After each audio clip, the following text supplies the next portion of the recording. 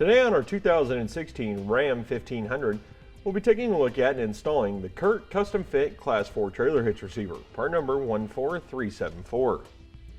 And here's what our Class 4 Trailer Hitch Receiver is going to look like once it's installed on the back of our vehicle. It's going to have that real slick, sleek, and stylish look, having a black powder coat finish that's going to be high gloss and look real nice. Now that powder coat finish is also going to serve a dual purpose as preventing any kind of rust and corrosion. Another nice feature about this receiver hitch is that it's going to have a fully welded design. It's going to be durable and stand up against the elements. It's going to have a plate steel across the bottom for your chain tie downs, giving you plenty of room to get a decent sized hook through there to secure your trailer. It's also going to have a 5/8 inch pinhole going straight through the center for those 2-inch receiver attachments. On the end down here, it's going to have a real nice look with a 2-inch by 2-inch receiver tube opening, offering a 1,000 pound tongue weight rating and a 10,000 pound towing capacity. Now if we add weight distribution to the end of this receiver, it's going to go up to 1,200 pounds tongue weight capacity and 12,000 pounds towing capacity. Now let's go ahead and get you a few measurements to assist you in selecting for new hitch accessories, such as ball mounts, bike racks, and cargo carriers. From the center of the pinhole to the outermost edge of the bumper will be about 2.5 inches. From the top of the receiver tube to the ground, looks like it's going to be about 20 inches. And here will be our minimum tools required to install our hitch. We're going to have a 1/2 inch drive ratchet, a 3/4 inch socket, and a 13/16 socket. We'll have our bolt leader that will be supplied with our receiver, a flat blade screwdriver, our torque wrench, and then it might be helpful to have a 6-inch extension. Now let's go ahead and see how our receiver hitch is installed. First thing we're going to do is lower down our spare tire just to give us a little bit more access underneath the back end of the vehicle. Next thing we're going to do is locate the manufacturer hardware that's going to be securing our bumper beam on the inside of both the frame rails. Here on the driver's side, we're going to use that forwardmost bolt, so we'll need to remove that one. And then we're going to use this attachment point here for our other hardware. So we'll remove this forwardmost bolt. And remember to retain these bolts so that we can reuse those in the installation of our hitch. Now we'll go ahead and repeat that same process on the passenger side. For that forward attachment point, we're going to use our bolt leader, our small locking block, and carriage bolt.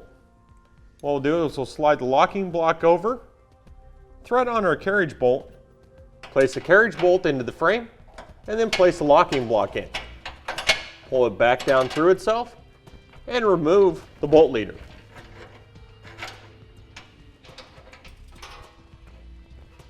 For our rear attachment points to the bumper beam, we're going to be using these 2 large diameter holes at the rear.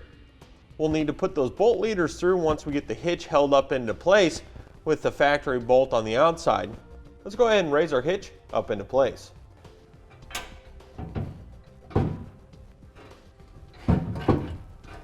Once we have the hitch raised up into place, we'll go ahead and take our M14 factory fasteners and re-secure those. Go ahead and hand tighten them down and let the hitch rest in place while we get our flange nut to put on the back bolt.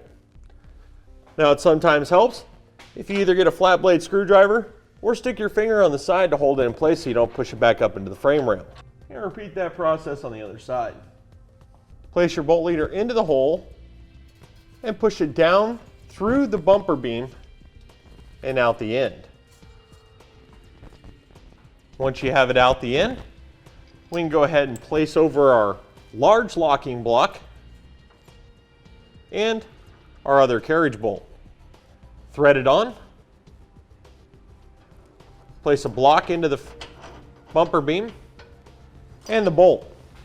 Pull them back down and out the end of our attachment. We'll go ahead and place our finger on the side, remove our bolt leader, and then thread on our flange nut. Make sure that those teeth are facing towards the receiver. I'll go ahead and repeat that same process on the other attachment point here. Now with all of our nuts and bolts in place, we'll go ahead and secure those down. Tighten down the M14s first.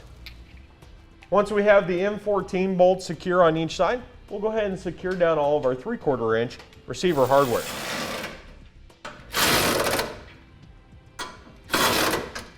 Now with all of our hardware secure, we'll go ahead and torque it down to manufacturer's specification. Go ahead and torque down the M14s first, and then we'll torque down all of our 3/4 inch flange nuts. Keep in mind that these are both going to have different torque ratings.